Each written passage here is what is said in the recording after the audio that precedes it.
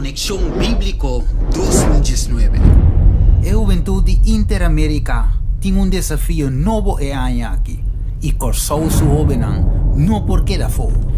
A jovenan e adulto na Corsou tem desafio novo para 2019 e abo não porque da for. A guia de preparação aqui te ajuda e facilitar o lançamento de e-booking que forma parte da Conexão Bíblico 2019.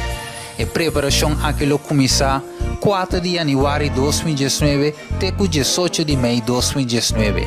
Diariamente lo lees capítulo completo ou parte de Esaki, com exceção de Jesabra.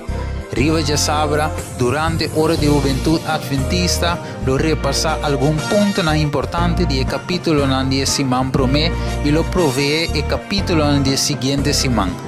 Também depois de cada book, lo realiza mini exame durante a juventude adventista.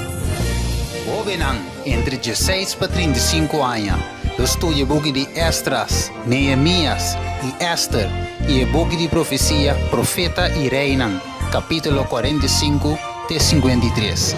E jovem adulto de 36 anos para arriba, também lo estudia Esdras, Neemias e Esther, pero de book de profecia Profeta e Reinan lo estudia 45 até 54.